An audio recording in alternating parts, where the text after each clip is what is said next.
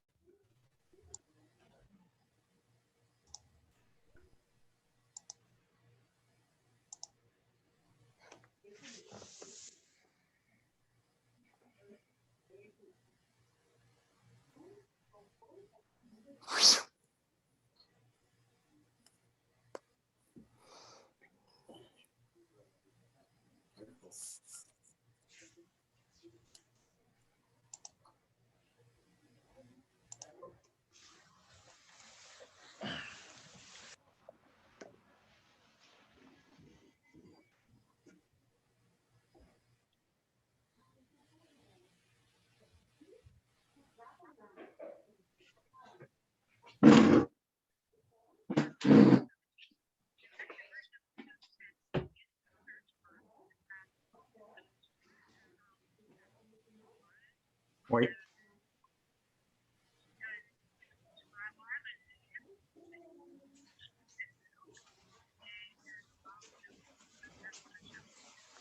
Oui.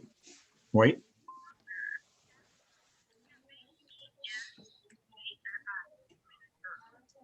Winver.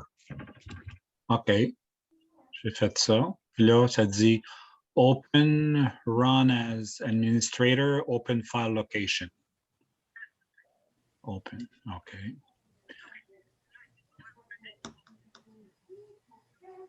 Oui. Puis là, je fais OK. Oh, OK. Comment je fais pour enlever le son du webinaire? Faut... Ah, OK, ouais, excuse-moi. OK, j'ai enlevé le speaker, c'est bon.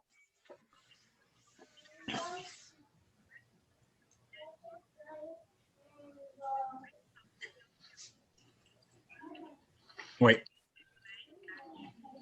Moi, c'est version 1909. Oui, 1909.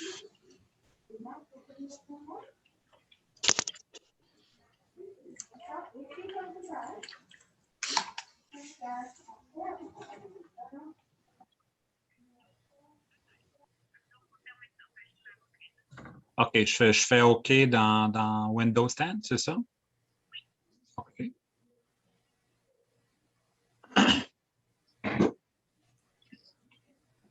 Bonjour Normand, t'entends parler.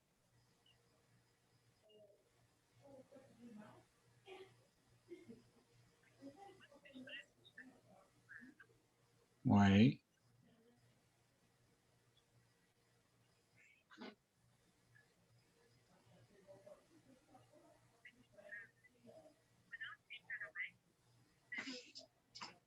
OK, oui, donne-moi une seconde. Là. Setting.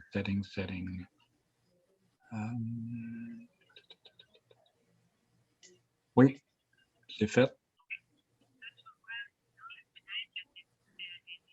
Oui.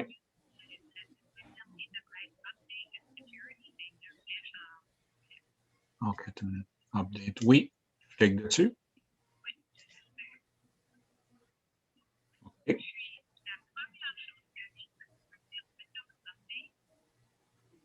Ça dit Windows Update. Oui, je l'ai, oui. Check for update. OK. Oui, c'est ça qu'il est en train de faire, ouais.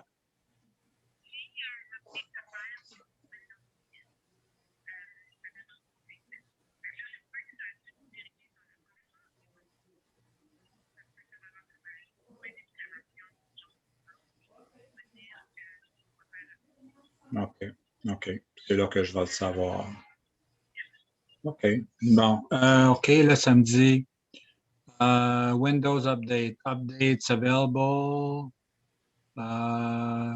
Your version of Windows 10 will stop receiving important quality updates soon.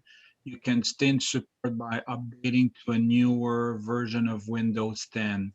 Select Download and Install. C'est ça que je devrais faire quand je vais avoir le temps? Bonjour, mon Dieu, Normand, Ben, il parle à tout le monde. ouais, parce que là, non, ouais, c'est ça, je vais... OK, fait que je vais faire Downloads and Install, fait que ça a l'air être correct. Gabriel, si tu pouvais le mettre en sourdine, s'il te plaît. Oui, merci, je vais faire ça. Je vais Il est en train de paramétrer. Voilà. Bon, j'espère. Il y a de la difficulté à rentrer en ligne, j'imagine.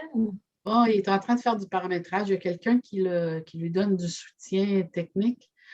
J'ai essayé de le mettre en sourdine, mais j'y arrivais pas. Donc, c'est toi Peut-être avec Nicolas. ou Sylvie. OK, peut-être. Là, je l'ai mis en sourdine, fait que ça devrait être Oui, c'est bien, merci. bon. Alors, bonjour tout le monde. Allô. Alors, je vois que Lise, elle est là. Est-ce qu'on voit Isabelle? Non, justement, Gabriel, bonjour. Je ne sais pas si tu as reçu le message de Isabelle m'a dit qu'elle t'a envoyé un SMS. L'Internet fait souvent grève pile au moment où on s'y attend le moins. Donc, malheureusement, elle est à la MPR, donc le bâtiment où il y a le CEDAF, et il y a une coupure d'Internet. Donc, ouais, la joie des technologies parfois. Donc, c'est ça. Juste pour prévenir qu'il se peut qu'elle puisse nous rejoindre à un moment donné si jamais la connexion est rétablie. Là, ils sont en train d'essayer de contacter notre technicien. Mais si jamais elle ne nous rejoint pas, il n'y a aucun problème. On peut continuer la présentation sans souci. OK, excellent. Bon, alors, ben écoutez, il est déjà 1 heure bientôt et 4 minutes, mon ordinateur. Je ne sais pas si j'attends Normand parce que je ne sais pas du tout ce qu'il est en train d'essayer de faire. Alors, de toute évidence, il doit régler un problème autre qui se passe chez lui, vu qu'il est en connexion. Il Alors, parlait des mises à jour Windows, donc je pense que c'est quelque chose par rapport à ça, là. OK, parfait. Donc, moi, je propose qu'on commence. On est déjà 22 personnes, c'est bien. Je suis contente de vous voir tous. Je me suis dit, c'est la fin de l'année financière. On sera peut-être moins nombreux et nombreuses, mais quand même, c'est un bon turn-out, comme on dit en bon français. Fait que, ben, bienvenue. Alors, aujourd'hui, on va parler de cybersécurité. On va être ensemble pour la prochaine heure et demie. Et je trouvais important d'amener le sujet de cybersécurité. Je sais que le ministère, notre barre de fonds, MTFDC, a fait une présentation, je pense un peu avant Noël, sur le sujet. Mais je trouvais important d'y revenir, surtout quand je suis tombée sur cette information qui me venait du CEDAF, alors le Centre de documentation sur l'éducation des adultes et la condition féminine, qu'ils avaient développé finalement une trousse pour les organismes communautaires qui concerne la cybersécurité. Alors, je me suis dit, OK, parlons-en parce que on est de plus en plus en mode virtuel. Vous l'êtes de plus en plus, je devrais dire, parce que ce n'est pas un mode habituel. Là, normalement, vous êtes en présentiel. Et donc, comme vous avez des données confidentielles à sécuriser. Et ça devient important d'avoir le système de sécurité en place qui convient à vos capacités et à votre réalité aussi. Puis souvent, trop souvent, on a tassé un peu la cybersécurité parce qu'on dit on est des organismes communautaires, c'est les gros qui sont ciblés, mais non. Ce qu'on découvre, c'est que souvent, c'est les petits comme nous qui sont ciblés par des pirates informatiques. Alors, voilà pourquoi j'ai invité donc Isabelle Coutan, qui n'est pas ici en ce moment, mais qui devrait, on espère, nous rejoindre en cours de route, Élie Chauvineau, tous deux du CEDAF, qui vont nous présenter cette fameuse trousse de cybersécurité, puis aussi nous parler un peu d'une série de guides qu'ils ont produits récemment pour aider les organismes à faire des choix technologiques. Alors, je pense que ça va être des conseils très utiles. Alors, Lise Chauvineau, qui est agente de développement et de liaison en condition des femmes et formatrice, va nous présenter donc cette fameuse trousse sur la cybersécurité. Alors, Lise, je te passe la parole. Merci beaucoup, Gabriel. Bonjour tout le monde. Merci effectivement de vous joindre à nous en cette fin d'année financière. Je sais que c'est souvent le stress, puis on voit les jours du mois de mars s'égrener à vitesse grand V. Donc, merci de vous joindre à nous. En plus, pour un sujet qui n'est pas toujours très simple et pas assez couramment abordé, voire vulgarisé, je reconnais aussi que c'est assez complexe de parler des enjeux de cybersécurité. Donc, j'espère que tout ce dont on va parler aujourd'hui pourra vous aider. Déjà, avec qui je suis, moi, effectivement, je suis agente de développement liaison conditions des femmes et formatrice. Plus particulièrement, mes deux grands domaines d'activité, principalement, ça va être la technopédagogie, donc comment on optimise l'apprentissage grâce aux technologies connectées. Et mon deuxième grand domaine, c'est qu'est-ce qu'on fait lorsque les technologies connectées tournent mal.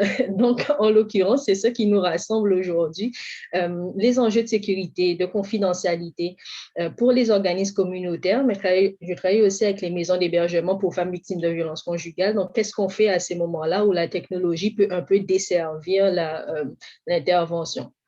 Donc, le CEDAF, déjà, globalement, qu'est-ce que c'est? C'est vrai que derrière ce nom très, très court, il y a un sorte de documentation. Donc, on a énormément de services de veille informationnelle, comme une bibliothèque aussi, on peut faire des prêts de trousses d'ensemble documentaires qui peuvent aider les groupes de formation des adultes.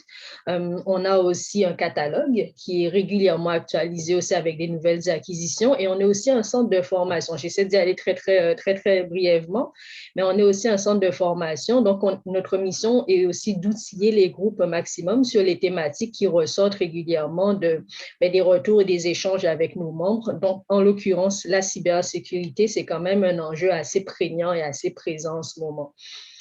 Donc, dans tout ça, qu'est-ce qu'on a fait finalement? Est-ce que j'ai les droits pour partager mon écran en tant que participant? Ça devrait, attends, je vois. Ça devrait. Je vais faire un test juste pour vous lancer un partage de mon écran. Comme ça, pour faire un peu sérieux, j'ai fait un petit PowerPoint quand même, très rapidement. Donc, je vais vous partager ça. Vous allez vous habituer, j'espère, très vite avec moi. J'aime bien faire des blagues. Mais voilà, donc je vous partage mon écran ici, juste pour vous présenter un petit peu. Donc là, ce qui nous rassemble, c'est les enjeux de cybersécurité dans le communautaire. Pourquoi on précise? C'est parce que finalement, la cybersécurité, c'est un domaine hyper vaste. Très honnêtement, c'est très vaste. Les angles d'approche aussi sont très diversifiés. Les réponses qu'on va apporter ne sont pas les mêmes selon le type d'organisme ou le type d'expérience qu'on a, globalement avec les différents enjeux dont on va parler tout à l'heure. Et nous, ce dont on s'est rendu compte finalement, c'est qu'il y avait un besoin. Beaucoup de groupes communautaires qu'on accompagne au CEDAF nous disaient, oui, mais là, on entend parler de beaucoup de choses. Il y a les enjeux notamment avec la fuite de données des jardins, on parle de hameçonnage, on parle de crypto-rançongiciel. Ça m'a pris 1 an à arriver à le prononcer, donc c'est OK si vous n'y arrivez pas maintenant, mais crypto-rançongiciel. Bref, on parle de plein de menaces qui peuvent passer par les courriels et tout. Est-ce qu'on peut avoir du contenu vulgarisé là-dessus? Parce qu'on s'est rendu compte aussi que pas mal de groupes communautaires dans l'entourage du CEDAF aussi ont été atteints par ces types de menaces. Donc, de là est venue l'idée d'un projet qu'on a mené sur 1 an grâce à un financement du MES, le ministère de l'Enseignement supérieur et de l'Éducation, qui nous a permis finalement de consulter pas mal de groupes. Donc, l'avantage du CEDAF aussi, c'est qu'on travaille dans plusieurs milieux. On travaille avec des groupes en éducation des adultes, des groupes en alphabétisation et des groupes en conditions des femmes, donc des groupes de femmes. Et là, finalement, on s'est dit qu'en consultant tous ces milieux-là, on va pouvoir faire un peu une synthèse de ce qu'ils vivent, ce qu'elles vivent, et pouvoir rassembler un peu quels sont les enjeux, quels sont les types de problèmes les plus récurrents qu'on rencontre lorsqu'on parle de cybersécurité. Donc là, on a mené à bien ce projet-là, duquel est née finalement la boîte à outils que je vous présente aujourd'hui. Donc, cette boîte à outils-là, brièvement, je vous montre quand même un petit plan de présentation. On va parler un peu de la structure de cette boîte-là. Après, j'ai quand même envie de vous présenter aujourd'hui du contenu plus informationnel. On passe bien sûr à travers qu'est-ce qu'il y a dans cette boîte, mais ensuite, 3 notions que je trouve quand même importantes à garder en tête lorsque vous allez penser à la sécurité de vos organismes, la sécurité de vos données importantes qui sont hébergées en ligne ou qui sont juste installées sur des appareils qui sont connectés à Internet. Et puis, je pense que c'est intéressant qu'on prenne le temps ensemble d'aborder quelques conseils aussi pour sécuriser les 6 points d'entrée. J'expliquerai tout à l'heure qu'est-ce que j'entends par point d'entrée, justement. Je garde un petit suspense pour la suite. Donc, quand même, profitez de l'atelier d'aujourd'hui pour aborder quelques conseils pratiques là-dessus. Et effectivement, comme Gabriel l'a dit tantôt, on propose quand même pas mal de types de contenus au groupe en fonction des projets qu'on réalise, en fonction des demandes de nos membres. Donc, en plus de cette boîte à outils qui s'appelle donc cybersécurité dans le communautaire, plus récemment, on a mené à bien un projet aussi avec les groupes de femmes, mais qui sert à l'ensemble des groupes communautaires, en fait, grâce auquel on a pu créer des outils qui vous permettent de prendre des décisions éclairées lorsqu'il s'agit d'acquérir du nouveau matériel ou de renouveler, tout simplement, des licences aussi, par exemple, de vos matériaux technologiques et connectés. Donc là, je vais vous présenter brièvement ces outils-là et puis on va passer à travers une question. Je vous la lâche dès maintenant déjà. Qu'est-ce qu'on dit, qu'est-ce qu'on entend par le budget? Lorsqu'on se demande quel est mon budget pour acquérir un outil technologique, qu'est-ce que ça veut dire finalement? Donc ça, c'est un exemple de question que vous allez retrouver dans les outils de la deuxième partie de ma présentation aujourd'hui. Je sais aussi, juste pour, avant de rentrer dans le vif du sujet, je sais qu'on a 1h30 ensemble. Là, il est 1h12 à peu près. Ce que je vais essayer de faire, si c'est OK avec vous, c'est de passer à travers la présentation au maximum, juste pour vous donner tout le contenu plus théorique, j'ai envie de dire, ça va être assez transmissif comme première partie, mais je vais essayer de garder un maximum de temps pour qu'on puisse échanger ensemble. Dans l'idéal, on avait une demi-heure d'échange par la suite, mais on peut peut-être aussi étendre un peu ce temps-là, surtout parce que je vais parler de notions quand même assez techniques. Je vais aussi donner pas mal de conseils en fonction de 6 points d'entrée, là, le courriel, les sites Internet, etc. Donc, peut-être que ça peut éveiller des questions chez vous. Donc, je vais quand même essayer au maximum de répartir ma présentation pour qu'on ait le plus de temps d'échange possible. OK. Dans tous les cas, par la suite, ce qu'on va utiliser, si vous avez des questions, ça va être peut-être lever la main. Si jamais il y a vraiment un point clé pendant ma présentation, vous pouvez utiliser la petite icône de main levée. Comme ça, pendant mon partage d'écran, je verrai qu'il y a une question, une intervention. Donc, ceci étant dit, qu'est-ce que je voulais dire par cette boîte à outils cybersécurité dans le communautaire? Déjà, la structure de cette boîte. Dans le PowerPoint, je ne sais pas si, Gabriel, je vais te l'envoyer après aussi ce PowerPoint-là, si c'est quelque chose qui peut être utile au groupe, pourrait le repartager. Oui? Je transmettrai par la suite. Oui. C'est génial, sans problème. Donc, du coup, vous pouvez tout de suite vous enlever la pression inutile de recopier tout ce qui est écrit à l'écran. Vous aurez le PowerPoint par la suite. Mais je vous ai mis quand même les liens vers les 2 boîtes à outils qu'on va présenter aujourd'hui. Donc, déjà, pour la boîte cybersécurité dans le communautaire, c'est un peu une synthèse de tout ce qu'on a produit dans le cadre du projet du même nom. Cette boîte à outils-là, finalement, notre objectif, ça a été de vulgariser un maximum l'information technique, clarifier des termes clés aussi, parce que souvent, on va entendre spam, on va entendre hameçonnage, on va entendre un mot de passe fort. Il faut mettre un mot de passe fort, très bien, mais ça veut dire quoi concrètement? Donc, notre optique, c'était quand même de rendre accessible cette information-là. Idéalement aussi qu'elle soit utilisée dans un maximum de contextes d'apprentissage différents.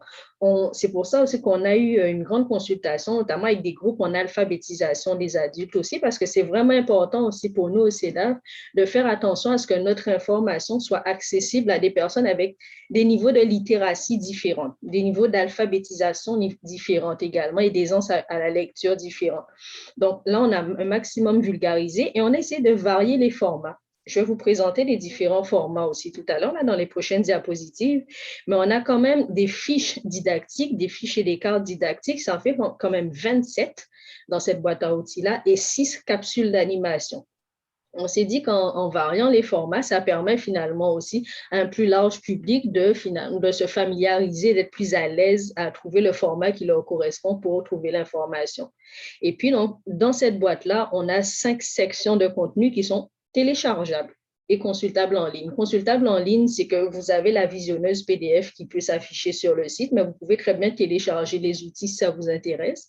La seule chose qui n'est pas téléchargeable, ce sont les vidéos, les capsules d'animation, parce qu'on les héberge sur notre chaîne YouTube.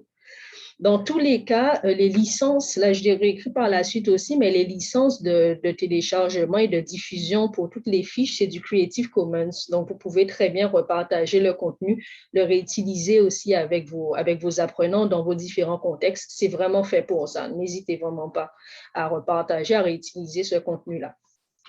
Donc, ça, c'est pour la structure générale. Donc, je disais qu'on a une partie avec des fiches déjà. Donc, les fiches, elles sont au format PDF.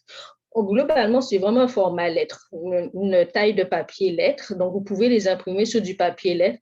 Un maximum de 4 pages par fiche. J'entends par page juste vraiment une colonne. Donc, en fait, techniquement, il y a sur une seule feuille de papier recto verso, une fiche peut tenir. L'idée pour nous, c'était vraiment que on aille directement à l'information, on aille à l'essentiel. Donc, inutile de faire des fiches trop longues non plus, surtout dans ces thématiques-là. Mettons, une fiche, c'est une question.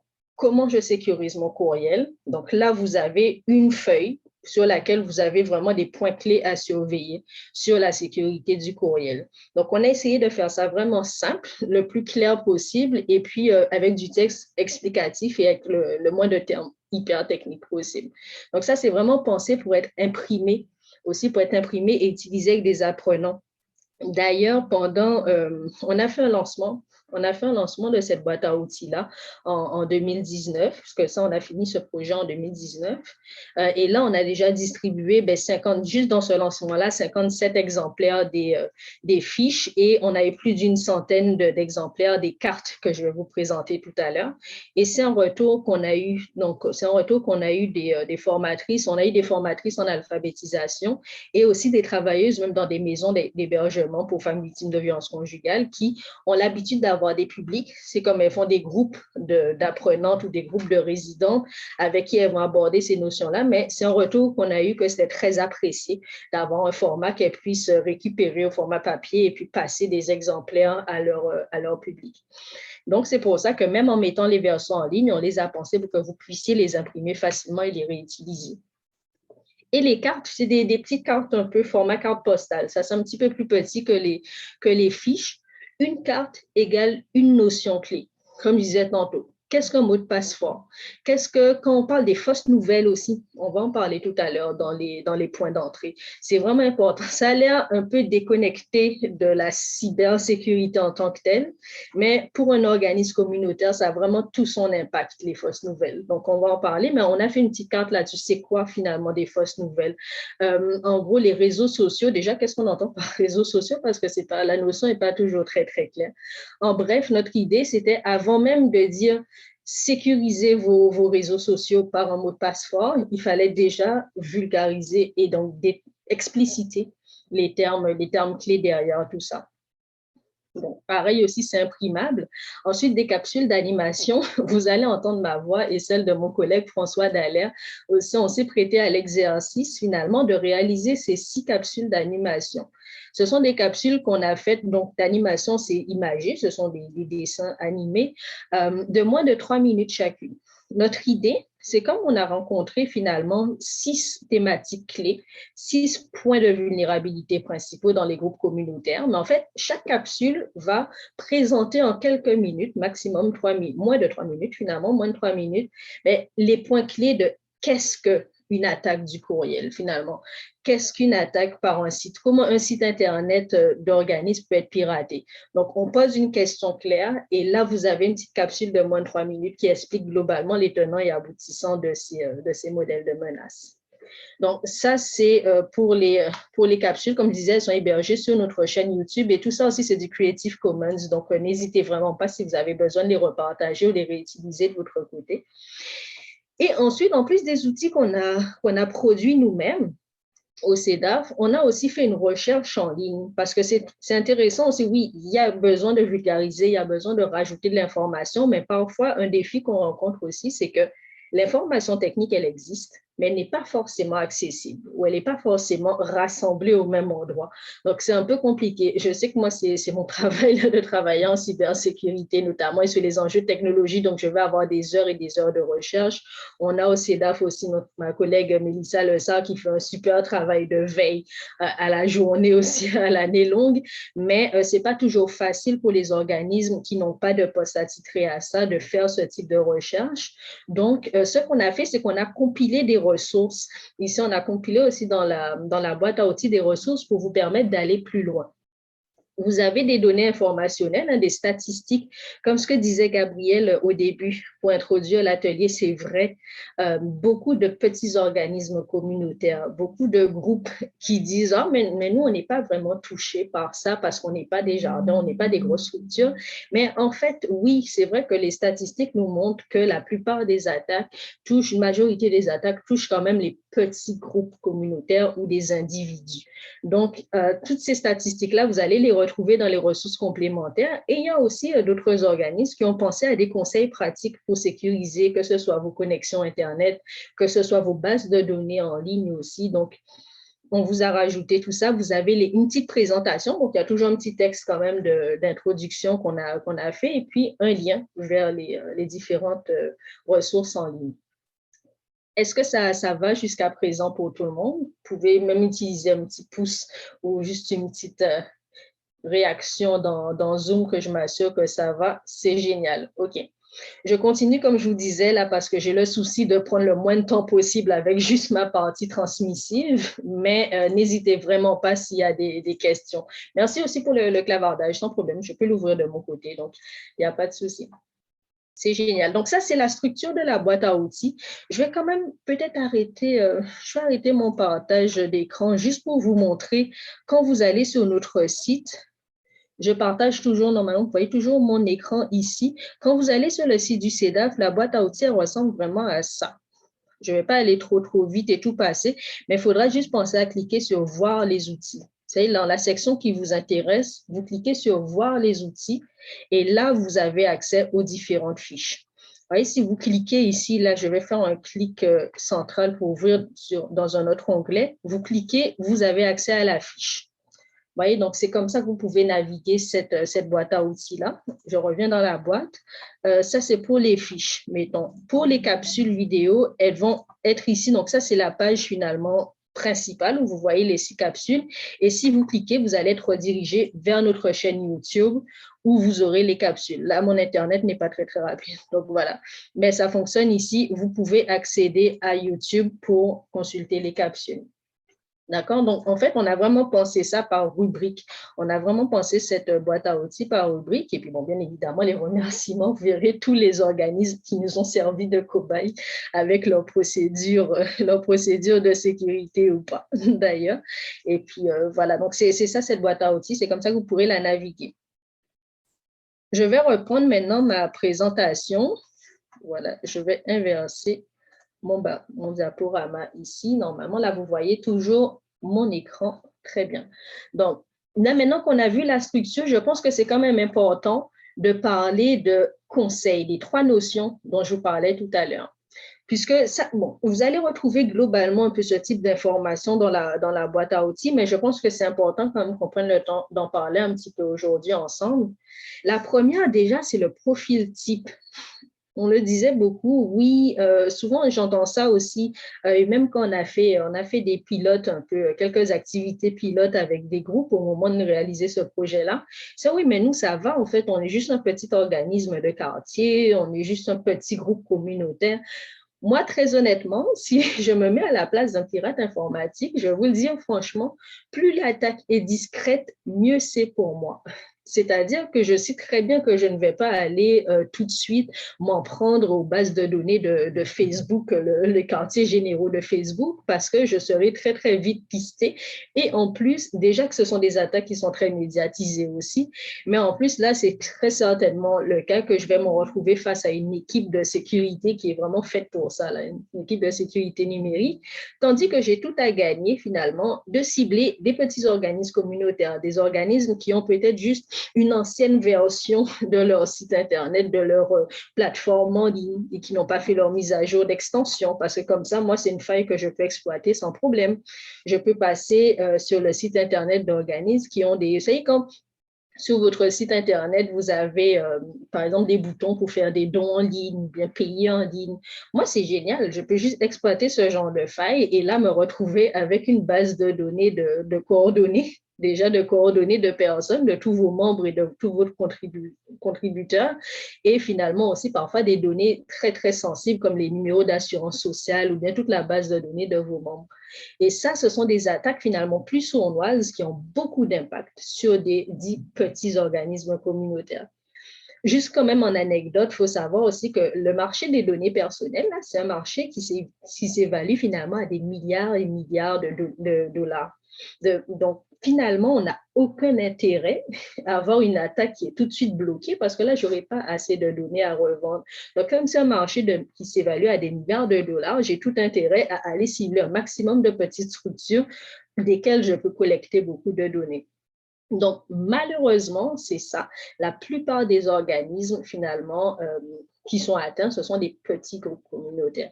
Et d'ailleurs, là-dessus aussi, je pense, lorsqu'on a fait des sondages, parce qu'on a quand même lancé un sondage aussi au-delà de notre groupe pilote dans le cadre de ce projet-là, on a lancé un sondage pour voir un peu quelles étaient les pratiques des groupes en termes de sécurité numérique.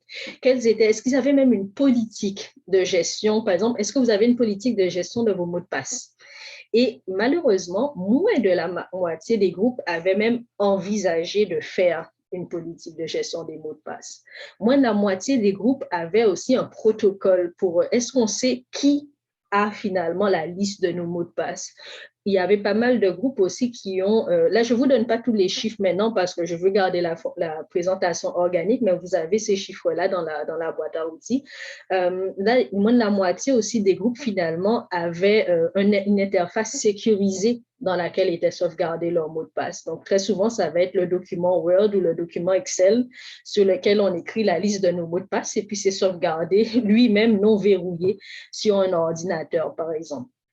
Donc, face à la recrudescence des attaques, et en plus, il faut savoir aussi que dans des périodes comme celle qu'on vit présentement, malheureusement, il y a de plus en plus d'attaques, de plus en plus de tentatives de hameçonnage. Donc, il faut savoir aussi que c'est une période où les petits organismes sont encore plus vulnérables. Donc, c'est vraiment, vraiment important de penser à votre sécurité numérique. Ensuite, la prochaine notion que j'ai envie de voir avec vous, la deuxième sur les trois, c'est un modèle de menace. Lorsqu'on travaille en sécurité numérique, on pense en termes de modèle, c'est-à-dire, en gros, déjà, il faut que je détruise un premier mythe. Il n'y a pas de sécurité à 100% lorsqu'on parle de sécurité numérique. Donc, l'objectif pour nous, c'est finalement d'évaluer quelles sont vos ressources dans votre organisme, quels sont les risques éventuels que vous encourez et donc comment vous pouvez optimiser la surveillance de vos réseaux, comment vous pouvez optimiser la sécurité de vos bases de données. Donc, c'est comment on peut finalement rentabiliser les ressources qu'on a pour s'assurer qu'on sécurise au maximum ce qui nous est le plus cher.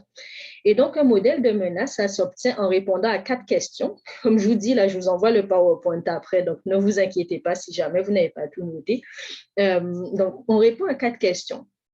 Déjà, qu'est-ce qui est vulnérable?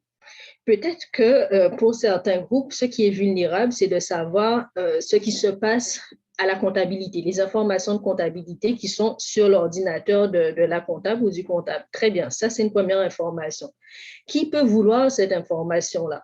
Mais là, ça peut être quelqu'un qui essaie de récupérer des bases de données, des coordonnées bancaires, par exemple de vos fournisseurs ou les coordonnées bancaires de l'équipe de travail, par exemple. Donc, on sait déjà, on a un profil en tête.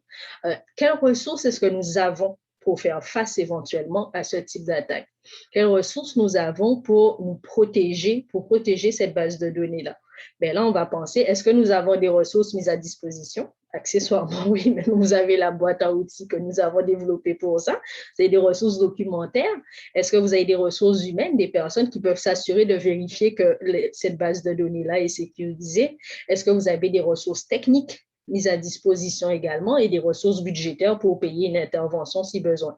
Et puis, la quatrième question, on aime un peu moins se la poser, mais elle est quand même vraiment importante finalement. Quelles sont les conséquences en cas d'échec?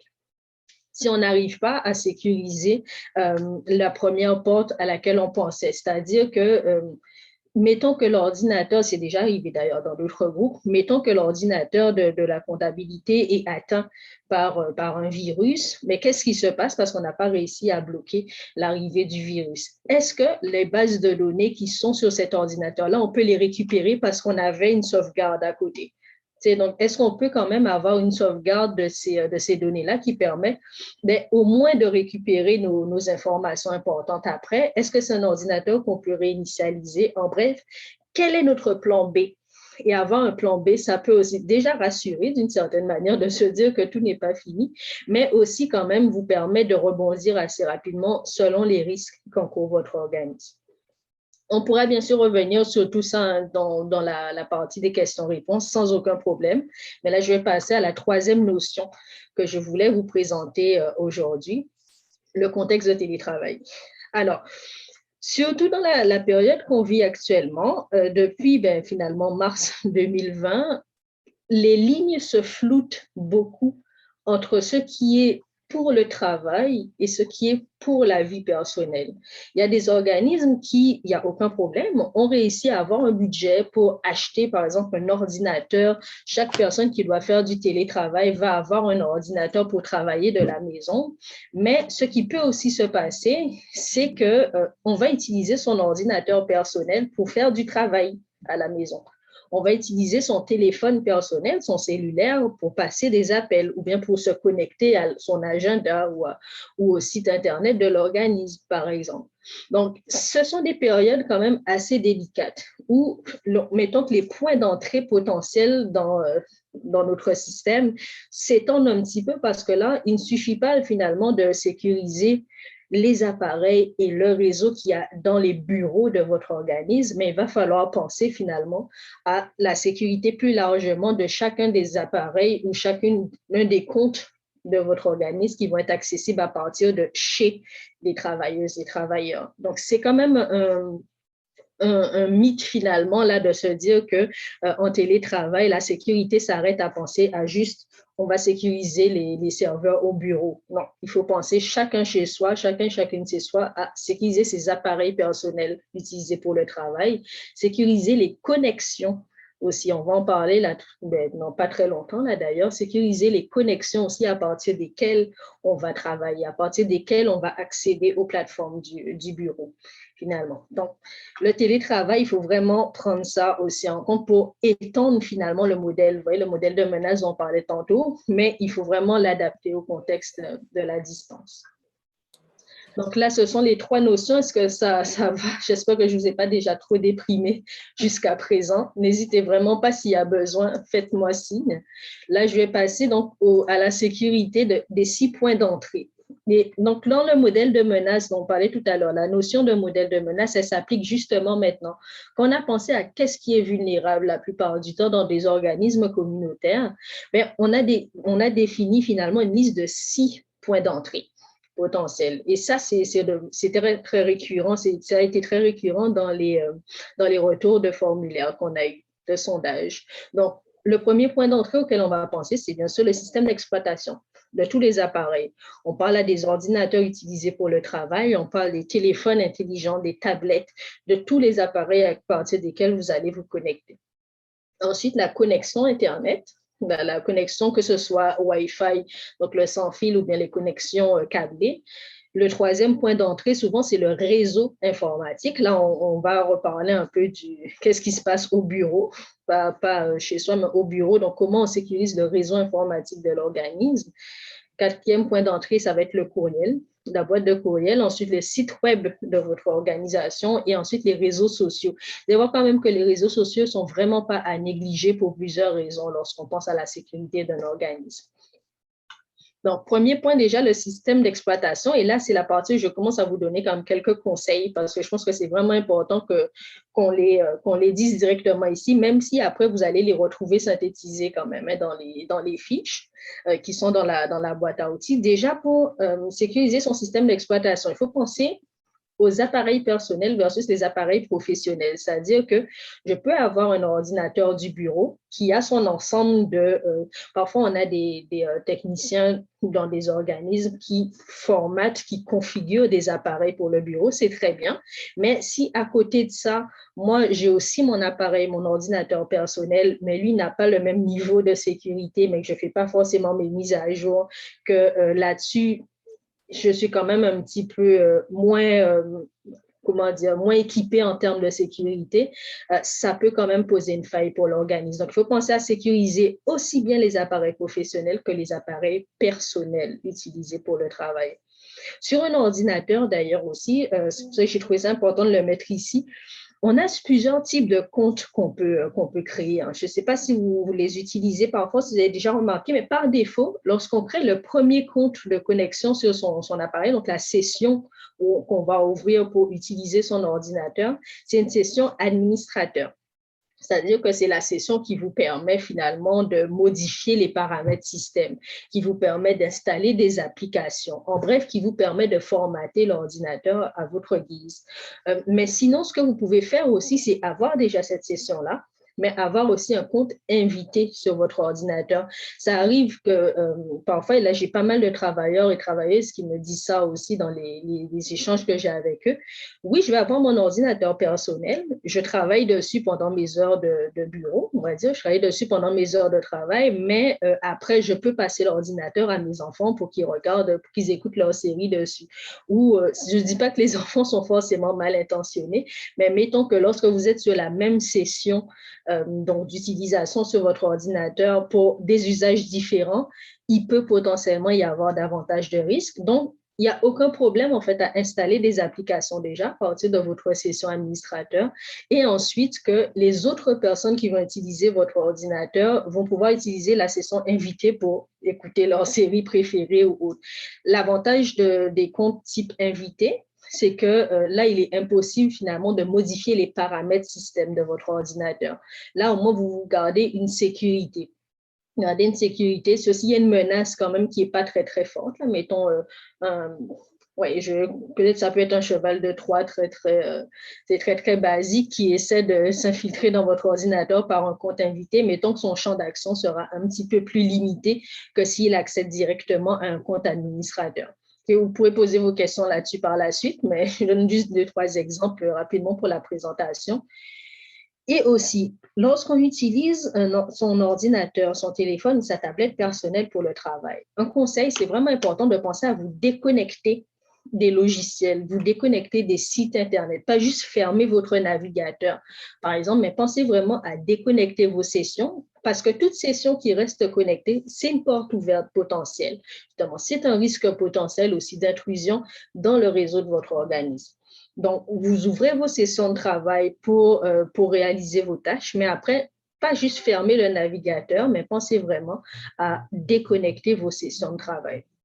Ça, c'est un réflexe qu'on doit développer idéalement et qui va quand même vous faciliter la tâche au niveau de vos modèles de menaces à surveiller.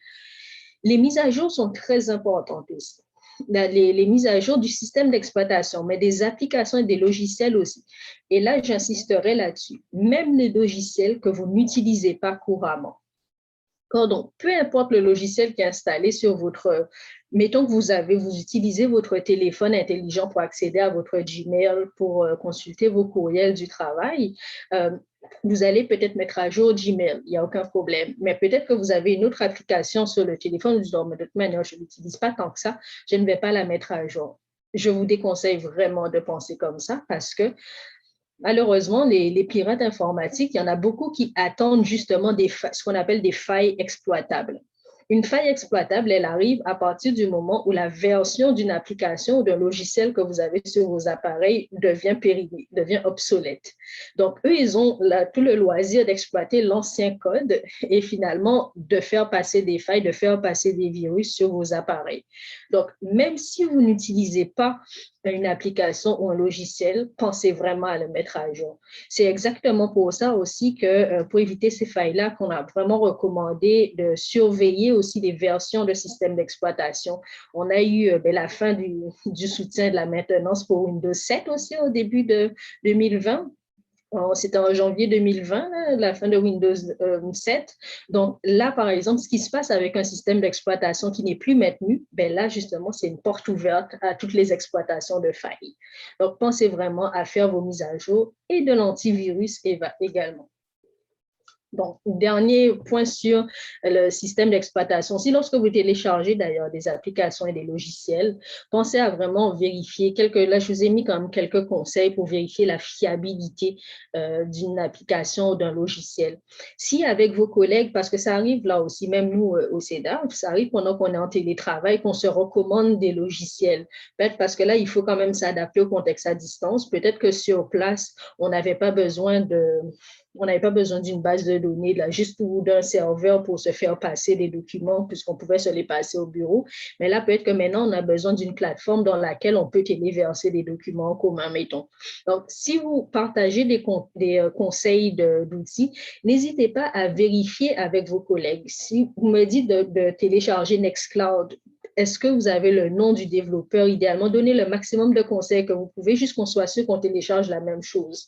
Ensuite, vérifiez aussi que vous utilisez un magasin d'applications officiel. Si vous utilisez pour les mobiles, par exemple, ça peut être Google Play, il n'y a aucun problème. Ça peut être aussi sur le iStore, par exemple, les appareils Apple. Mais dans l'idéal, gardez ces magasins officiels-là. Et d'ailleurs, je vous ai mis TechSoup Canada ici parce que TechSoup propose pas mal de, peut-être que vous connaissez déjà, mais propose pas mal de réductions ou même de gratuité parfois sur beaucoup de logiciels, de plateformes et même des systèmes d'exploitation aussi là, des systèmes d'exploitation pour les ordinateurs, mais spécialement pour le communautaire aussi, vous avez des prix communautaires là-dessus. Donc, vous pouvez jeter un coup d'œil à TechSoup, ils ont quand même une bonne base de données assez intéressante.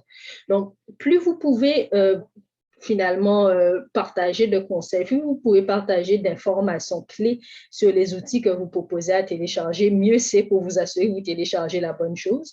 Et puis souvent aussi, le nombre d'installations, ça peut être un bon indicateur. Quand vous êtes dans les magasins d'applications, si vous avez une application qui a été téléchargée juste 2 fois, c'est peut-être forcément le développeur et un contact ou bien un développeur qui fait un double compte là. Méfiez-vous de ça. Vérifiez quand même des applications qui sont déjà bien installées sur le marché et qui ont des bons retours aussi. Les évaluations sont très, très importantes.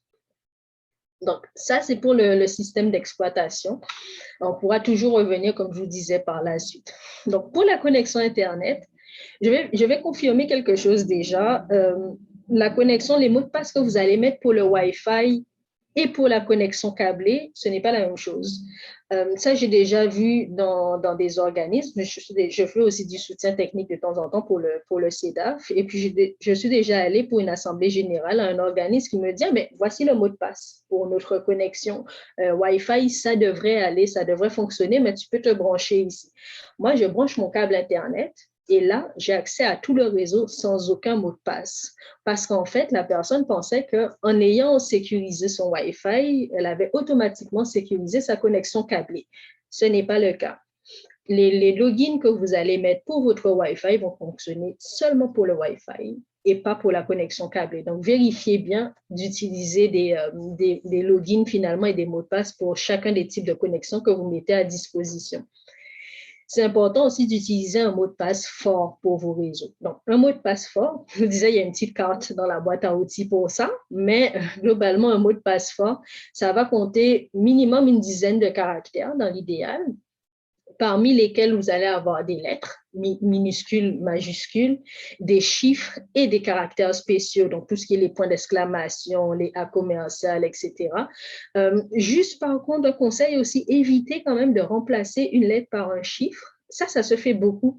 Exemple, on va utiliser soleil, le mot soleil, mais on va remplacer le I par un 1. Je vous déconseille vraiment ça parce que les pirates informatiques ont des appareils, là, c'est des serveurs entiers qui sont faits qui sont équipés à faire du calcul très, très rapide pour deviner des mots de passe. Parmi les premiers tests qu'ils font, c'est justement ce type de remplacement. Là, les changements comme soleil avec un 1 à la place du I, c'est dans les mots de passe les plus courants, donc forcément, votre mot de passe, il va passer à la trappe. Dans l'idéal, vous avez votre mot, éventuellement soleil, mais vous rajoutez des caractères, vous rajoutez des chiffres en plus des lettres que vous avez. D'accord? Donc, ça, c'est un petit conseil quand même. Évitez juste de remplacer une lettre par un chiffre. Et puis aussi, dans l'idéal, là, on repense au mode de télétravail. Je donne beaucoup d'informations, mais là, il y a une autre connexion en même temps. Nathalie, est-ce que vous vouliez intervenir ou bien c'est que votre micro est activé? C'est bon? Parfait. Je vous remercie. Donc, là, je donne beaucoup d'informations, mais on pourrait y revenir tout à l'heure. Lorsqu'on pense au contexte de télétravail aussi dans lequel on est maintenant, on oublie peut-être parfois, mais les routeurs qu'on a chez nous permettent d'avoir une deuxième connexion, qui est une connexion dite invitée. C'est-à-dire que vous avez votre réseau domestique, donc le premier réseau Internet que vous connectez chez vous lorsque vous activez votre routeur, mais ensuite, vous pouvez créer un réseau invité qui permet en fait de dévier un peu le trafic. C'est-à-dire que les personnes qui viennent chez vous, que vous accueillez chez vous, vont avoir accès à Internet sans aucun problème, mais n'auront pas accès finalement à toute votre infrastructure de réseau. L'infrastructure de réseau, en gros, donne accès à des informations parfois un peu plus qu'on pense, c'est-à-dire à la liste de tous les appareils qui sont reliés à votre connexion Internet. Lorsque vous êtes connecté avec votre réseau principal, ce qui va se passer, c'est que si moi, je me branche là-dessus, je pourrai voir la liste de toutes vos imprimantes, la liste de tous vos téléphones, la liste de tous vos ordinateurs et tous les autres appareils. Et parfois aussi, ça m'est arrivé d'aller dans des organismes où on voit la liste des caméras de surveillance parce qu'elles sont connectées au même réseau Wi-Fi. Donc, il faut faire très, très attention à ça aussi. Dans l'idéal, non, il n'y a aucun problème, pour le micro. Mais n'hésitez pas si vous avez des questions après, je vais vraiment essayer de passer au plus vite là pour laisser le temps d'échange, mais il n'y a pas de souci pour le micro, vous allez fermer assez rapidement. Non, là, je réagissais au clavardage. Mais voilà, avoir un réseau invité, ça vous permet quand même aussi, surtout au moment où on va beaucoup travailler à la maison, de protéger au maximum l'information de votre travail, de protéger au maximum les appareils que vous allez utiliser pour votre vie professionnelle à la maison, j'ai envie de dire. Et aussi j'ai déjà dit le dernier conseil qui est écrit ici, mais pour la sécurité du routeur, je vous conseille aussi de vérifier la connexion, les informations de connexion que vous avez. Et là, je ne parle pas de la connexion au réseau en soi. Je ne parle pas de la connexion au Wi-Fi ou la connexion au câble. Je parle vraiment de la connexion qui vous permet d'accéder à l'interface d'administration de votre routeur. Et qui, par défaut, lorsque vous installez cet appareil-là chez vous, installez votre routeur, le fabricant va vous fournir un identifiant admin, mot de passe admin. Donc ça, il faut changer très, très rapidement ce type d'information parce que c'est très facile après d'accéder au réseau de quelqu'un et puis juste de tester admin pour voir si votre réseau est sécurisé. Donc, c'est quand même un conseil. Pensez aussi à mettre un mot de passe fort toujours pour la sécurité de votre routeur. Ça, ce sont des conseils sur la connexion Internet. Le réseau informatique aussi, je vais passer un petit peu en diagonale à travers les différents diapos pour qu'on puisse garder quand même quasi une bonne demi-heure d'échange ensemble. Pour le réseau informatique, lorsque vous êtes au bureau, c'est très important de penser à sécuriser chacun des appareils qui va être relié au réseau. OK, donc tout ce qu'on a dit déjà pour le système d'exploitation, sécuriser les appareils avec les mises à jour, sécuriser, avoir des mots de passe forts pour vos sessions, des choses comme ça, ça doit s'appliquer à chacun des appareils qui vont être reliés au même réseau. Pourquoi? C'est parce qu'une attaque sur un réseau peut partir d'un terminal donné. Donc, par exemple, ça peut partir de ma tablette sur laquelle je consultais un courriel. J'ai cliqué sur un lien qui a téléchargé un virus sur ma tablette. Et ce virus-là, il est fait pour qu'on puisse voir tous les appareils qui sont connectés à ma tablette et donc d'aller les affecter. Donc, si le virus part de ma tablette, il y a de fortes chances qu'il contamine les autres aussi en fonction des paramètres de sécurité qu'on a mis en place ou pas. Donc, c'est vraiment important de penser à chaque appareil. Et puis, le réseau, pareil aussi, tous les accès potentiels à vos réseaux, il faut penser à les sécuriser. D'ailleurs aussi, je pense dans les modèles de menaces de ce type-là en termes de réseau, on a des organismes, selon la réouverture des services, bien sûr, il faudra voir comment vous mettez ça en place, mais il y a des organismes comme des centres de femmes, par exemple, ou des groupes d'alphabétisation, qui vont avoir des ordinateurs et des tablettes qui sont mis à disposition de leur public dans le centre.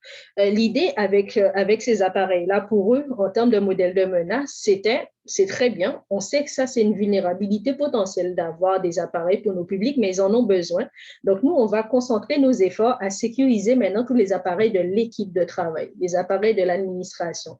Donc, ce qu'ils ont fait en termes de réseau informatique, c'est qu'ils ont séparé finalement, et même de réseau Internet aussi d'ailleurs, ils ont un réseau pour les appareils de l'accueil, les appareils du public, et un réseau pour les appareils de l'équipe de travail. Comme ça, même si une menace arrive sur un des appareils destinés au public, mais au moins, ce virus-là ne peut pas remonter, par exemple, jusqu'aux appareils de la comptabilité.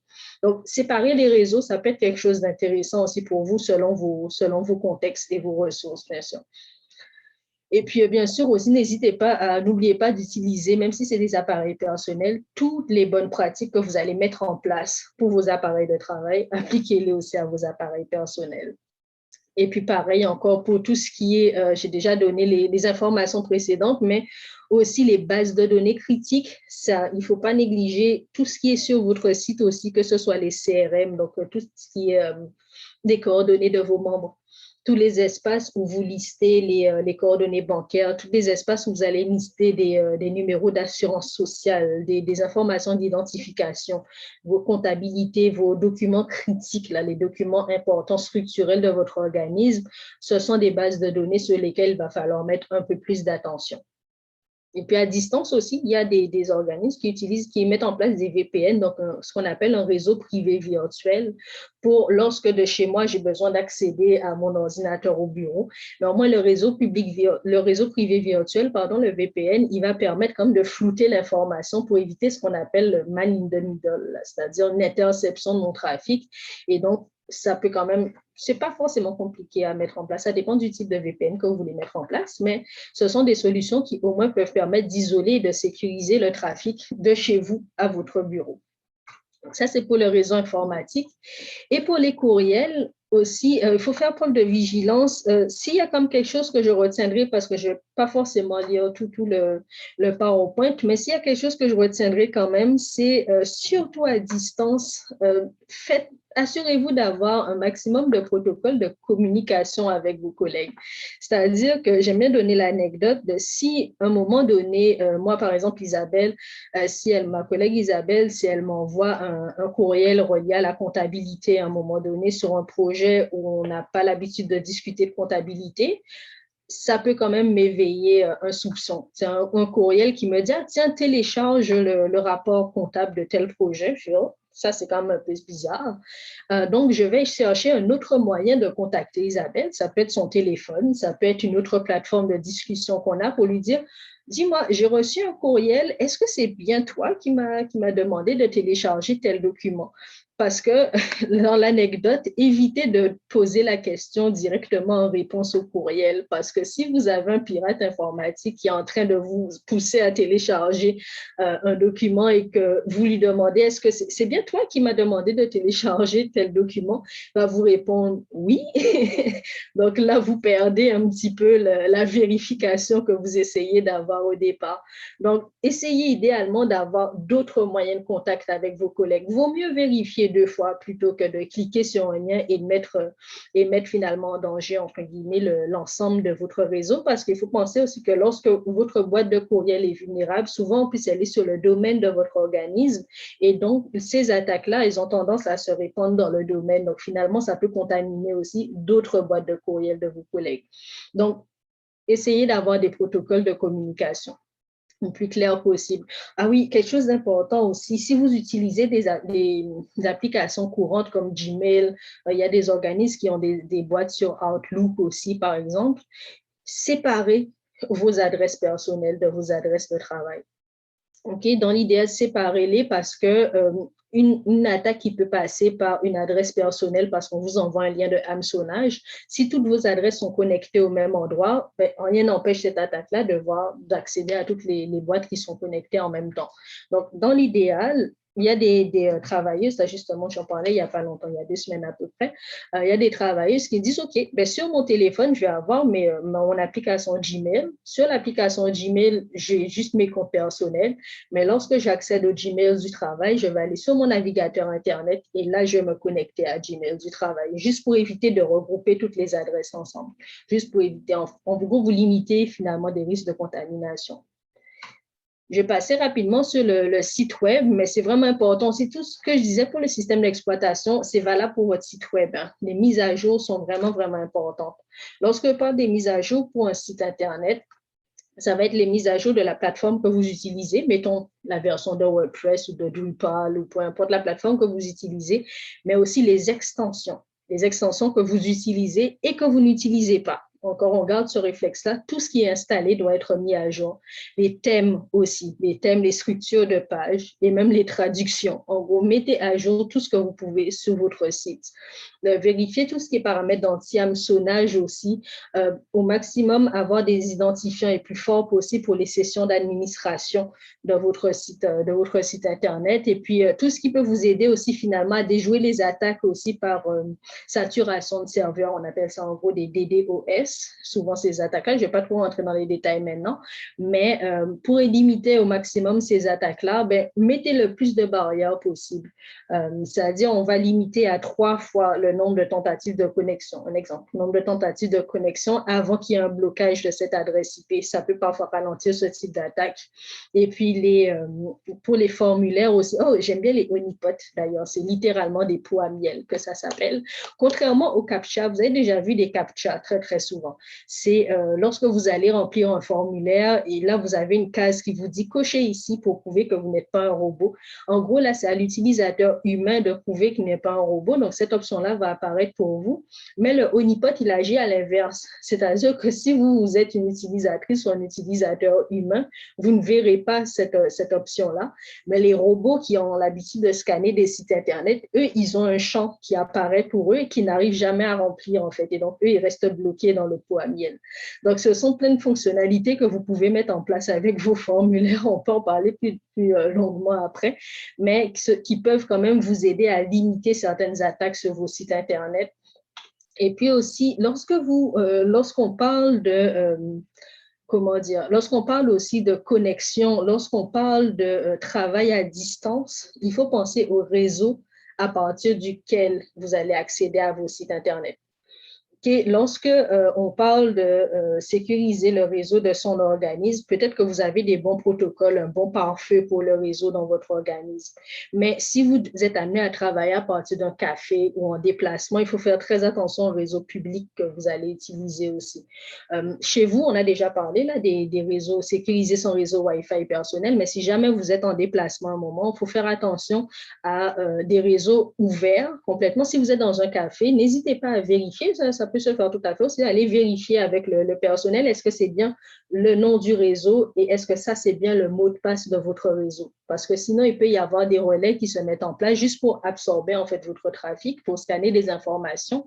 Et si là, vous allez vous connecter à une base de données ou au site Internet de votre organisme, là, en mode administrateur ou administratrice, à partir d'un réseau de ce type, un réseau corrompu, mais en fait, vous transmettez en clair toutes vos informations de connexion par ce réseau-là.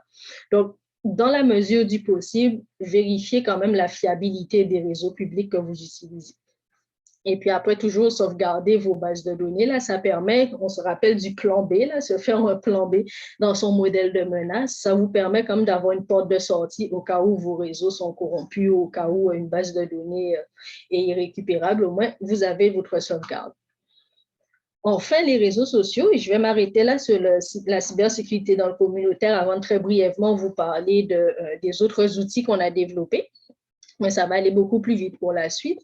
Donc, enfin, pour les réseaux sociaux, même en télétravail, c'est important de penser toujours à sécuriser vos réseaux. Les accès, toujours les mots de passe forts, c'est très, très important.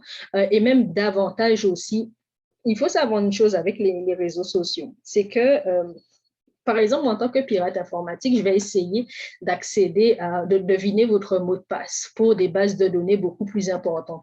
Je ne vais pas essayer d'aller me connecter directement sur le site de la banque de votre organisme pour deviner votre mot de passe. Parce que généralement, combien d'essais on a sur un site de banque avant de bloquer une tentative de connexion? 3. Généralement, les banques permettent 3 essais de mot de passe et puis elles bloquent le trafic. Les réseaux sociaux, moi, je peux essayer de me pratiquer autant de fois que je veux sur Facebook parce que je n'ai pas de limitation pour essayer de deviner un mot de passe. Donc, je vais essayer d'en générer autant que je peux et lorsque j'arrive à trouver votre mot de passe pour les réseaux sociaux, là, je vais aller m'essayer sur des sites plus importants. Donc, c'est vraiment important de penser aussi aux réseaux sociaux parce que ça encore, c'est une attaque dite discrète.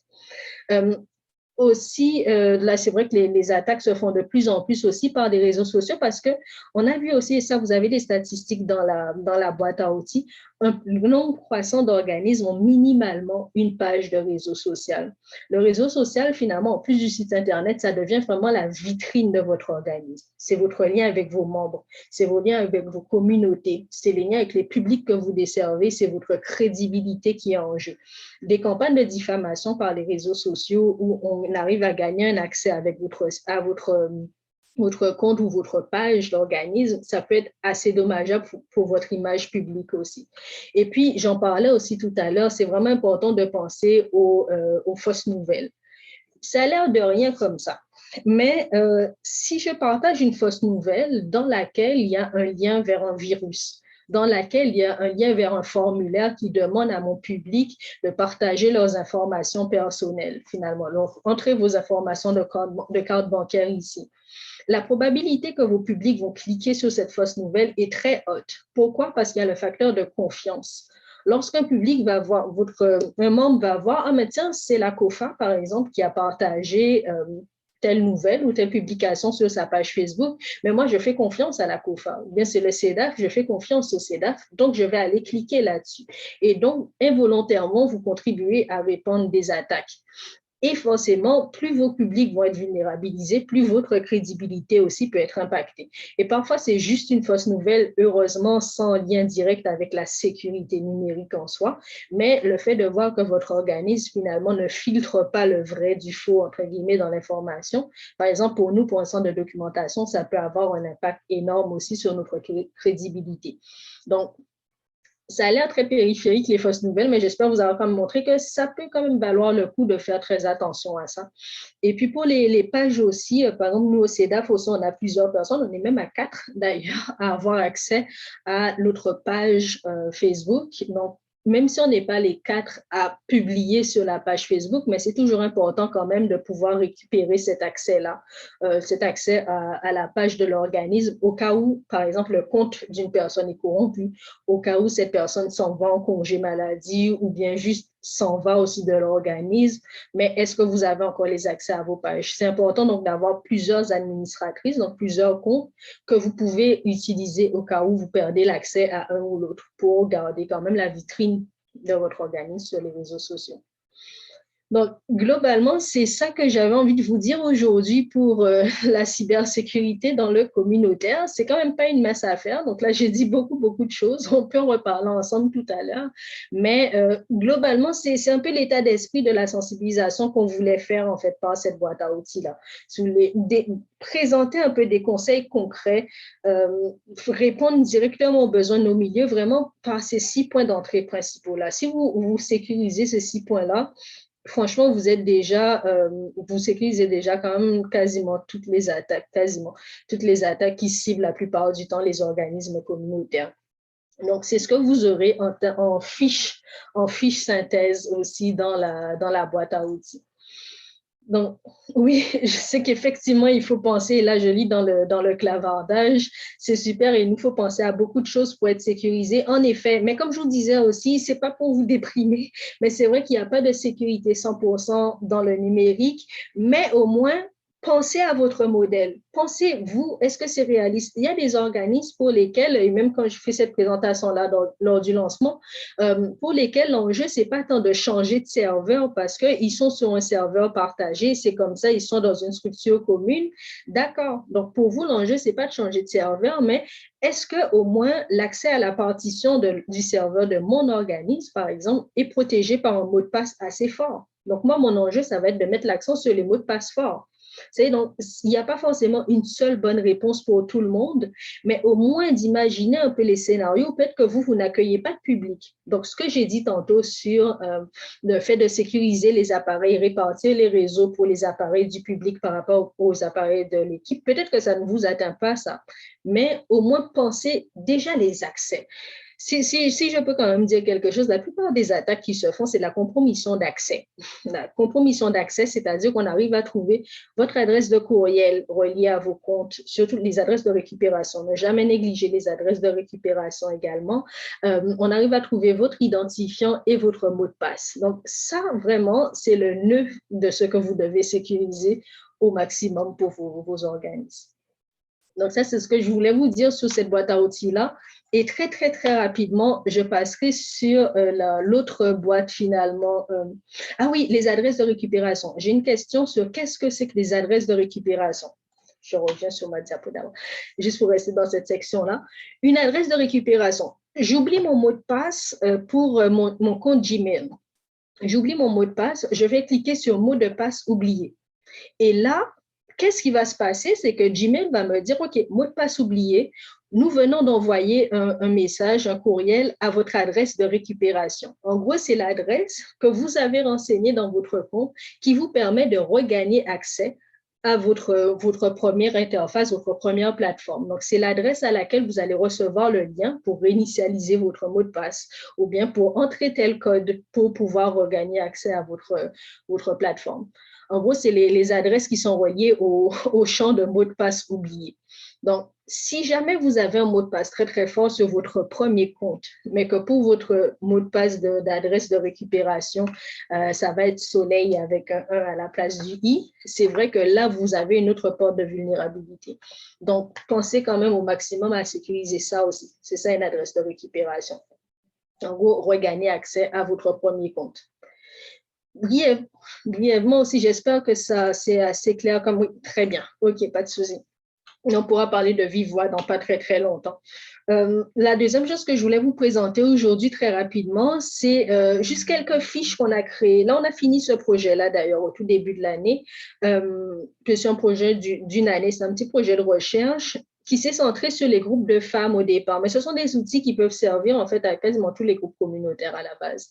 Mais on est parti, puisque le CEDAF, on s'intéresse comme aussi à pas mal d'enjeux dans nos milieux, notamment celui des inégalités d'accès aux informations vulgarisées dans le domaine d'éthique, des inégalités genrées d'accès aussi. Et on a beaucoup de groupes de femmes qui ont fait état de certains enjeux.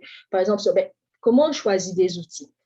Comment est-ce qu'on aborde le rapport aussi avec des techniciennes informatiques, parce que c'est quand même parfois compliqué de se faire comprendre ou de sentir aussi qu'on n'est pas prise d'eux. En bref, il y a eu pas mal d'enjeux qui ont été présentés. Vous pourrez les retrouver d'ailleurs. J'ai mis un rapport des résultats de sondage d'ailleurs, un état des lieux dans cette boîte à outils-là sur notre site. Et pour répondre à ça, finalement, ce qu'on a fait, c'est qu'on a aussi créé des fiches conseils. Les fiches, donc d'ailleurs, des conseils généraux sur comment choisir vos outils technologiques. Vous avez plusieurs questions sur, d'abord, comment on cible les publics. Quels sont les publics? Qui va utiliser l'outil? On va avoir une question tout à l'heure, comme je vous disais, c'est quoi votre budget? Quand on parle de budget, à quoi on pense? Et tout, donc des questions clés. Quelles sont nos valeurs aussi? Est-ce qu'on veut un logiciel propriétaire? Il y a de plus en plus de groupes communautaires qui s'intéressent au domaine du logiciel libre aussi, par exemple. Donc, si ça, ce sont des valeurs qui vous travaillent aussi, qui vous animent, mais ça va influer vos choix d'outils, par exemple. Aussi, des conseils pour préparer vos rencontres de soutien technique. Comment est-ce qu'on présente ses besoins?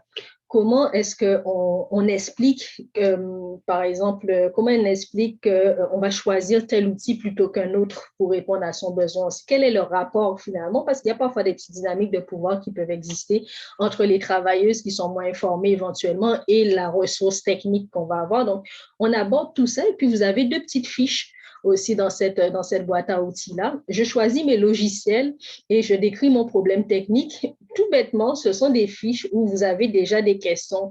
J'ai ciblé pas mal de questions. Vous répondez à ces questions-là et vous avez déjà fait votre premier remue-ménage pour choisir vos outils. Là, je vais terminer sur un exemple de question. Donc, quel est votre budget? Et là, j'ai aimé avoir les retours, notamment du réseau des tables de groupes de femmes du Québec aussi, entre autres, sur cette question-là, parce que les groupes disent, ben, c'est vrai, en fait, lorsqu'on pense souvent à son budget pour acquérir un outil technologique, on va se dire, ben, aujourd'hui, je veux acquérir telle suite ou tel logiciel, combien ça coûte là maintenant que j'ai la carte. Mais si on prend en compte même nos structures de financement en tant qu'organisme communautaire, on peut avoir du financement à la mission, mais on peut avoir du financement par projet. Ça va être du financement ponctuel. Donc, il faut penser combien cet outil-là il va me coûter dans 2 ans. Est-ce qu'une fois que ma subvention elle est terminée, c'est un outil que je pourrais maintenir ou pas? Parfois, il y a des outils, c'est très, très pratique parce qu'ils sont gratuits au départ, au moment de l'acquisition, mais en fait, ça demande comme un petit budget pour payer une ressource technique qui va l'installer sur nos serveurs, par exemple, pour payer une ressource qui va pouvoir faire de la maintenance. Le logiciel de base peut être gratuit, mais est-ce que pour les fonctionnalités dont notre équipe a besoin, il va falloir payer une extension, par exemple? Quel est le rapport qualité-prix aussi? Donc ça, si vous voulez, c'est un exemple de question. Vous allez avoir plus d'explications aussi dans les fiches, mais ça, c'est un exemple de question qu'on a tenu à détailler aussi, juste pour vous préparer finalement à voir largement ce qu'implique l'acquisition de ressources technologiques. Voilà. Donc ça, c'est ma présentation. Vous venez de m'entendre parler pendant 1 heure d'affilée. Je vais arrêter mon partage d'écran et puis on peut échanger ensemble. Déjà, merci pour les quelques réactions qu'il y avait dans le clavardage. Est-ce que ça va? J'ai parlé beaucoup et très vite, mais est-ce que ça va pour tout le monde? Est-ce que vous avez des questions? On a encore, merci pour les applaudissements. Est-ce que vous avez des questions? Ça fait beaucoup comme de contenu, là, et je le reconnais, là, moi, je suis dedans tous les jours, mais ça fait quand même beaucoup de contenu à penser. J'espère vraiment que la boîte à outils va vous aider. Comme je vous disais aussi, n'hésitez pas à la partager. C'est du Creative Commons, là, je vous disais, la licence, là, dès que ce n'est pas une utilisation commerciale, vous pouvez la repartager sans problème. Posez-nous des questions aussi au CEDAR. Je vous, ce n'est pas aujourd'hui ou jamais. On est vraiment là pour les groupes aussi pour répondre à vos questions s'il y a besoin par la suite. Donc, je vais peut-être laisser la parole pour la suite. Oui, ben en tout cas, Lise, merci beaucoup. C'était une super présentation. Moi, j'ai appris plein de choses. Puis, je me suis rendu compte qu'il y a plein de choses que j'ai besoin de faire auxquelles je n'ai pas pensé. Puis, j'ai particulièrement apprécié parce qu'à la COFON, au bureau central, on est assez... on a fait beaucoup de démarches pour la cybersécurité, alors ça va quand même assez bien, mais c'est sûr que tu as apporté la dimension du télétravail. Puis je me rends compte que oui, on a fourni l'équipement au personnel, on fait même une inspection périodique, s'assurer que l'espace de travail est convenable ergonomiquement, puis parce qu'on a une responsabilité au niveau des assurances de s'assurer que bon, l'espace n'est pas, tu sais, que la personne ne peut pas se blesser dans son espace dans la mesure du possible, puis les gens travaillent de partout dans la maison, puis quand les enfants sont là, ça complexifie les choses. Alors, en tout cas, bref, mais je n'avais pas pensé à sécuriser nos propres infrastructures à la maison, puis on connecte nos ordis du bureau là-dedans. Alors, j'ai appris des choses. En tout cas, un gros merci. Je trouve que c'est un super boulot que tu as fait avec la présentation, malgré l'absence de ta collègue. Et puis, j'ai des diversions. oui. Puis, je pense que l'outil va être intéressant aussi. Puis, merci de rendre aussi votre service disponible à nos membres qui seraient intéressés, qui auraient des questions à poser et autres. Voilà. Alors, je ne sais pas s'il y en a qui ont des questions, des commentaires, là, qui veulent... Moi, j'avais, si possible. Merci, Lise, c'était très intéressant. Je voulais juste retourner complètement à la base pour m'assurer que je comprends bien un pirate et que son intention, est-ce que l'intention ultime pour un organisme communautaire ou un individu comme nous, là, je ne parle pas d'une grosse corporation avec des enjeux de milliards de dollars, ni des enjeux gouvernementaux et tout ça. Donc, une organisation communautaire comme la nôtre ou des individus, l'enjeu, pas l'enjeu, mais l'objectif de ces piratages, si j'ai bien compris, c'est d'aller ultimement à un compte de banque et une carte de crédit ou s'il cherche autre chose? Il y a plusieurs enjeux, disons. Là, ça peut être un premier enjeu d'avoir des comptes de banque utilisables, des données de carte de crédit utilisables. Ça, c'est une première information qui peut être très importante. L'autre information aussi, quand je parlais de la vente de données personnelles, c'est une information, on ne va pas avoir un prélèvement tout de suite, mais votre identité vaut énormément. Surtout l'identité de personnes qui ne sont pas... parfois, on se dit, oui, mais je ne suis pas une personnalité publique. Justement, tant mieux. Parce que si quelqu'un ouvre un compte bancaire, bon, je m'apprécie beaucoup, mais si quelqu'un ouvre un compte bancaire avec mon nom, ça prendra un petit peu plus de temps que la banque se dise, oh, il y a peut-être quelque chose de pas net que si on va ouvrir un compte avec le nom d'une célébrité. C'est donc, moi, l'objectif, c'est... Si je me mets à la place de pirate informatique, bien sûr, je ne le fais pas, mais je fais beaucoup de recherches là-dessus, donc je dis moi. Mais si je me mets à la place d'un pirate informatique, j'ai tout intérêt à trouver une base de données. J'ai le nom, j'ai le prénom, j'ai la date de naissance, j'ai le numéro d'assurance sociale d'une personne du commun des mortels. Ça, c'est une identité qui coûte très cher, qui vaut très cher et qui me permet d'ouvrir des comptes, qui me permet d'aller faire toutes les démarches plus ou moins licites que j'ai envie de faire à côté. C'est ces informations-là qui valent de l'or finalement, les informations personnelles.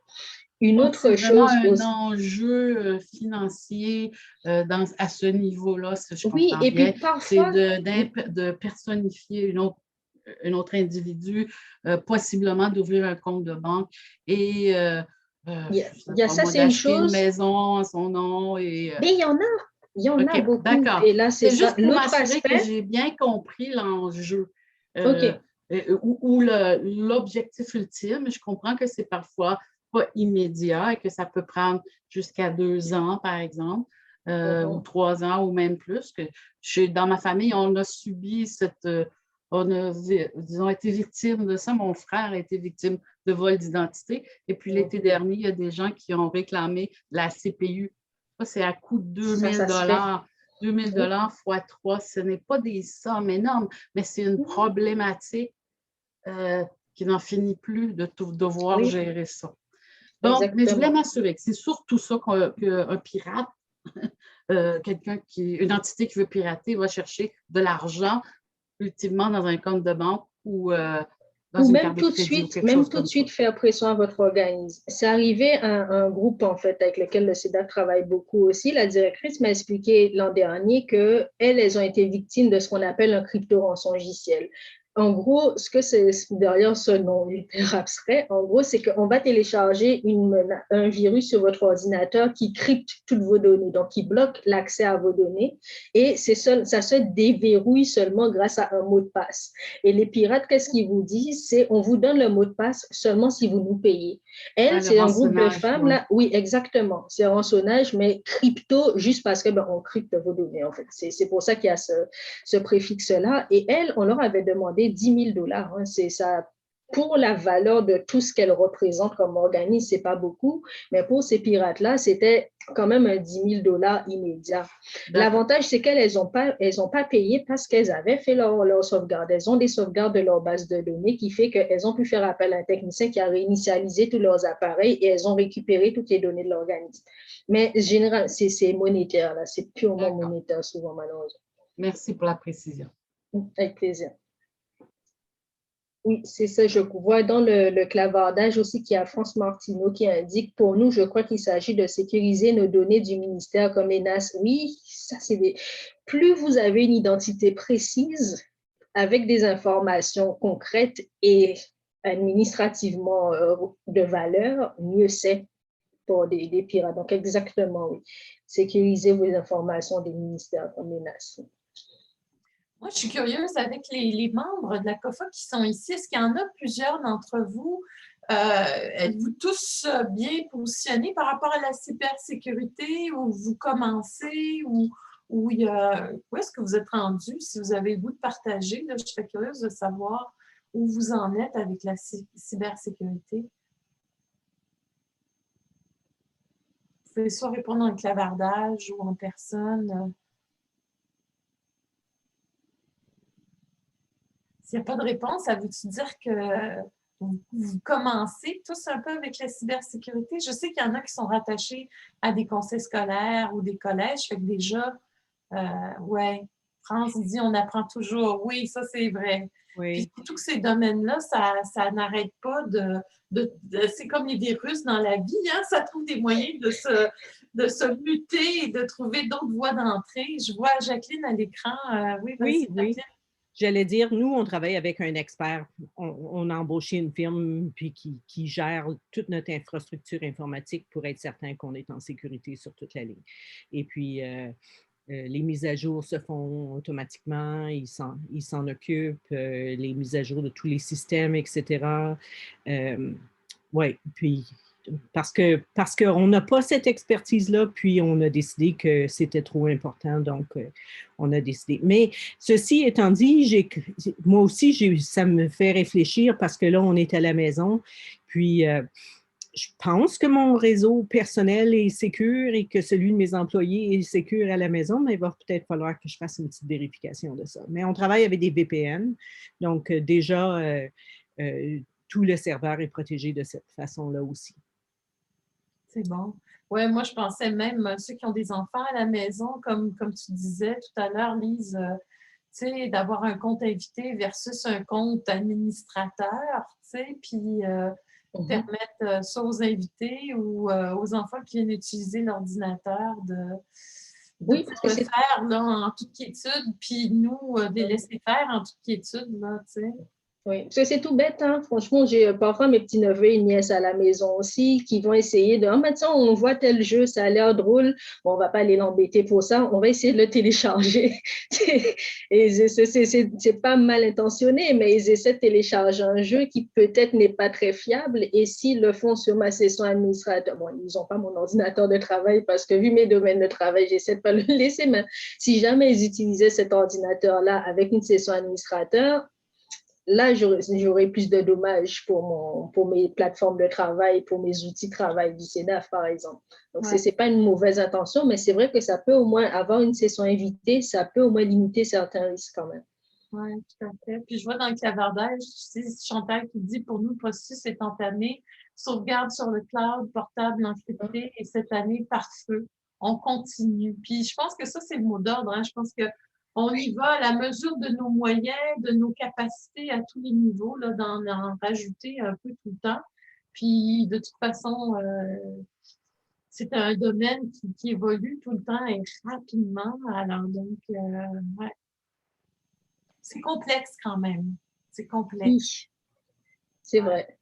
C'est vrai que c'est complexe, mais vraiment, bon, là j'apprécie d'entendre, il y a quelques interventions déjà par rapport à, tu sais, avoir une intervention en sécurité numérique, c'est aussi, ça passe par le fait d'appeler des ressources techniques spécialisées. C'est tout à fait correct, justement, aussi. C'est bien de faire ça.